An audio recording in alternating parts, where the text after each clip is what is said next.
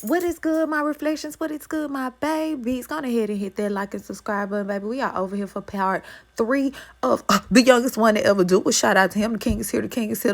The king is here, baby. Go ahead and get them cups, pull up. Go ahead and get them blunts, roll up. We finna go back in time a long time ago, but not that long ago. The morning sun, so benevolent and omniscient, blessed Nefertiti as she awaited TuT's arrival in her private quarters. Akhenaten had been dead for only a few hours. She had already selected a group of mourners, women who would openly grieve at her husband's funeral, beating their exposed breasts and tearing out their hair. The time had come for the queen and her boy to have a grown-up talk about his future, and indeed the future of all of Egypt. Nefertiti loved the 6-year-old Tutankhamun. His trusting brown eyes, his passion for board games, even his endless questions about why the royal family never traveled to cities like Thebes and Memphis. In fact, Nefertiti adored everything about TuT, except for one niggling detail. He wasn't her son by birth. As a very bright and practical woman of the times, Nefertiti understood that a pharaoh might have needs that could not be fulfilled by just one woman. But as a passionate queen and a woman unaccustomed to being trifled with, it had infuriated her when Akhenaten had married and impregnated Kia.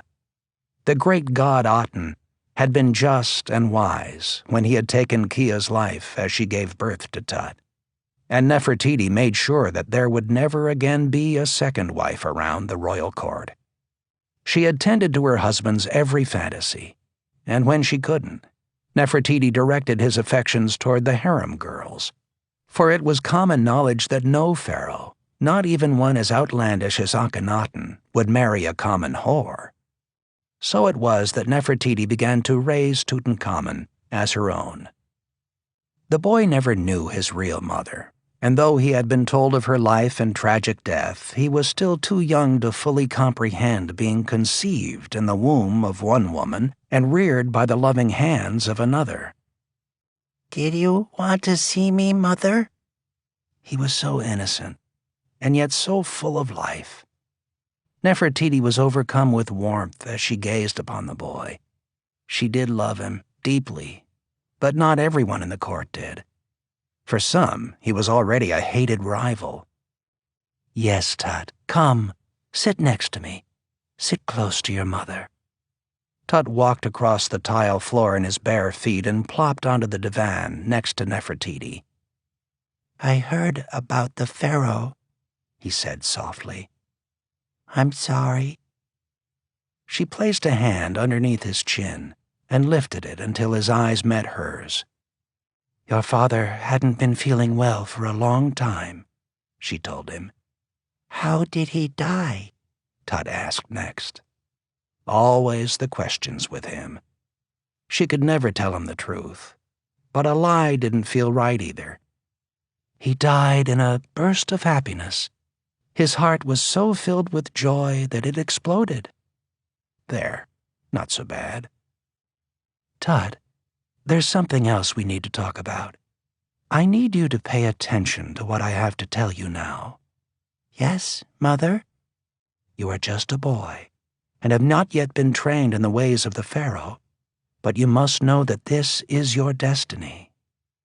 The boy stopped her. "I don't understand." "You will be pharaoh one day, TuT." "I don't want to be a pharaoh. I don't. Why can't you be pharaoh, Mother?" "It is not considered best for a woman to rule Egypt, TuT. But because I am of royal blood, I will find a way to rule for as long as it takes you to learn to be a great pharaoh." "How long will that be, Mother?" "A dozen years, maybe less, because you're so bright, TuT. There is no hurry. The important thing is that you learn to be wise and strong and full of compassion for the people of Egypt, as your father was. He was a good man, always a good man." "Smenkhara would have made a good pharaoh," said TuT. "And he was your son. This day must make you sad." The boy was smart, which was probably why she loved him as she did. Smenkara is dead, Tut. She neglected to add that she had never loved her own son as much as she loved Tut. She had tried, but there was no light in Smenkara's eyes, and she felt no connection between them. Someone like that should never have ruled Egypt, and it was almost fitting that the job would now go to this precocious boy at her side. No, Tut. It must be you. Tut simply nodded. So what do I do next? Help me, Mother. See how we're sitting here, you and me, right next to each other? Yes, of course I do. This is how we will rule Egypt at first, side by side, the two of us. For now, I will make the decisions because you are too young. But as you become a man, you will fill a bigger space and have the knowledge to make good decisions. Then I will rule as Pharaoh? Yes, Tut. And I know that you will do great things. You will be a Pharaoh people always remember. Chapter 33 1334 BC. Amarna. That was the plan for the boy who would be king, though it didn't turn out that way, not even close. Once again, death would intrude, perhaps even murder. "You live in a house full of women," the military instructor informed Tut. "To be pharaoh, you must become a man. Someday you will be as big and strong as I. Once you are through with your training, no man will stand in your way." Studying the instructor's bulging biceps and massive chest, Tut had a hard time believing that could ever be true. But he listened closely to every word. They stood in a great green field on the west side of the Nile. It was February, and the mild sun kissed the earth. Tut was a skinny child whose slightly cleft palate gave him a mild lisp, but who otherwise bore the flawless beauty of his mother.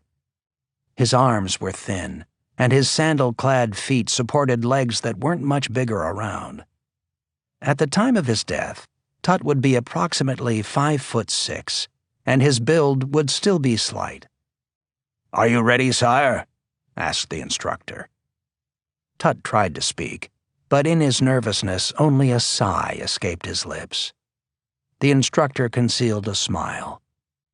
"Let's talk about the types of bows we will be using in our archery practice, then." The list was too long and too dazzling for Tut to remember right away, though the instructor made it very clear that the pharaoh would be proficient in each of them, along with shield and mace, sword fighting, spear throwing, chariot riding, horseback riding, hand-to-hand combat, daggers, throw sticks, boomerangs, clubs, and battle axes. For today's lesson, there was a double composite angular bow of honor, bow staves, and short self-bows.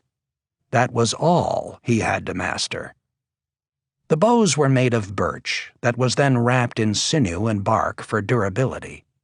Gold leaf and ivory decorations adorned their curved shafts.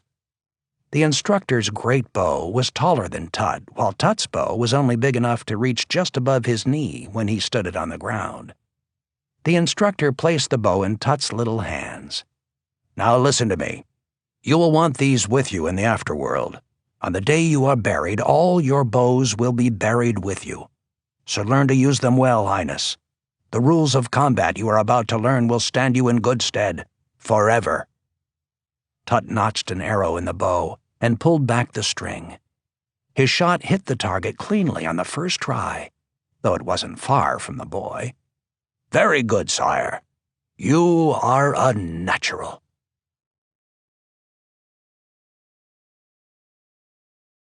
Chapter 34 1333 BC.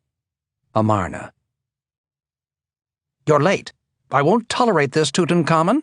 There's no excuse for such conduct." Tut raced into the royal classroom at the prince's school with mud from the Nile still coating the soles of his feet, his favorite hunting bow in hand. He had been out in the reeds again, shooting ducks, and realized too late that it was time for class. He had no chance to clean up, and now, pharaoh in training or not, he would face the instructor's wrath. "Instructor, Quiet! Not a word from you! Sit down and practice your hieroglyphics." The teacher was a thin, dyspeptic young man who didn't walk about the room so much as he flitted like a nervous bird. Tut liked to mimic him for the amusement of his sister, but now she was too busy giggling at Tut's misfortune for him to attempt a joke. The standard punishment for tardiness was to repeatedly write hieroglyphic characters on a piece of papyrus. The task often took hours, which the instructor knew was absolute torture for Tut.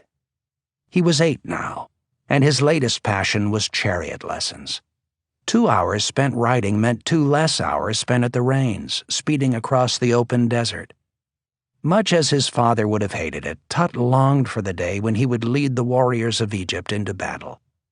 He pictured himself in a chariot, 2 mighty steeds galloping before him, an army of thousands responding to his every command. But this was no daydream. It would actually come to be, and sooner rather than later. "Well done, Pharaoh," whispered his sister, Ankhesenpa'aten. She was a few years older than him, but mature in the way of deeply practical children, and she was a beautiful girl, even better looking than Tut. "Someday," the teacher announced, "when you reign over Egypt as the one true pharaoh, you can have me killed for my insolence, but until then this is my classroom and you will do as you are told, and that includes arriving on time. Am I understood, Tutankhamun?" A furious, red-faced Tut nodded his head and placed a fresh reed in his mouth, making sure not to make eye contact with his sister, who now snickered at his misfortune. Tut chewed the end of the reed, feeling the fibers break apart until they formed a loose and supple paintbrush. Then he dipped his new writing implement into a bowl of water and touched it to a block of solid ink. He began to draw on a piece of papyrus, his hand effortlessly forming the falcons, owls, feet, and myriad other images that made up the hieroglyphic alphabet.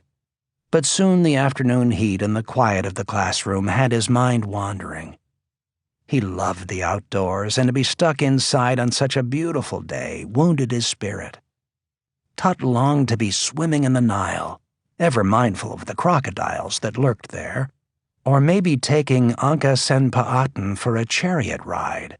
He adored her. Or perhaps simply standing on a mountaintop, gazing out at the purplish rocks of a distant butte, reveling in the fantastic notion that all of this land, as far as the eye could see, would one day be his. This was not merely a boy's daydream either. It was for real. Chapter 35. 1333 BC, Amarna. As he drew his characters, Tut kept an eye on his strict instructor, the bane of his youth. The last thing he needed was another unjust punishment on top of the others he'd accrued. Nefertiti had been very clear in her warnings about Tut's studies. If he failed a subject or even fell behind, he would lose the right to go out beyond the palace walls. Tut could think of no more horrendous penalty. Then, to Tut's amazement and joy, the same warm afternoon sunlight that had sent his mind wandering now cast a spell over the instructor. Tut watched eagerly as the man rested in his chair and his eyelids began to close. The instructor's head then lolled back and his mouth opened slightly until, ever so softly, he began to snore. Ankhesenpa'aten put one hand over her mouth to keep from giggling. Tut gently placed his brush on an ivory palette and tapped her on the shoulder while jerking a thumb toward the door. "No," Ankhesenpa'aten mouthed. "We can't do that, Tut. We mustn't." Tut insisted, standing quietly and taking hold of her arm. With a quick glance at the instructor, whose soft snore was deepening into something louder, she stood too. Together, the boy and girl royal tiptoed toward the door and the freedom of the river world. To be safe, Tut grabbed his hunting bow on the way out. Suddenly, Ai's hulking torso blocked their path. "Where do you think you're going?" the royal scribe boomed, making Uncas and Pa'aten jump in fear. The instructor jerked awake and leaped to his feet. I gripped Tut and Uncas and Pa'aten tightly by the arms and dragged them back in the room, digging his fingernails into Tut's bicep. "Let go of me!" Tut cried, but I only squeezed harder. "I will be pharaoh one day, and you will be gone from the palace. I promise it, scribe. You too, teacher." Then Tut wrenched his arm free and ran, and he didn't stop running until he stood on the banks of the Nile. What was even better was that Uncas and Pa'aten had run with him, every step of the way. Chapter 36. 1333 BC, Amarna. "What do you think they'll do to us if they ever catch us?" asked a smiling Tut, crouching down below the reeds so they wouldn't be seen by I or their other nemesis, the teacher. Uncas and Pa'aten was usually the practical one. Her impulsive decision to escape along with Tut had perhaps been the greatest surprise he had known since the day their father died.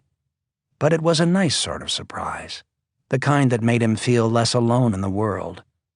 It felt really good to have a comrade in arms, a friend, if only to share the inevitable punishment that would follow this outrageous adventure. Tut looked into his sister's eyes and smiled.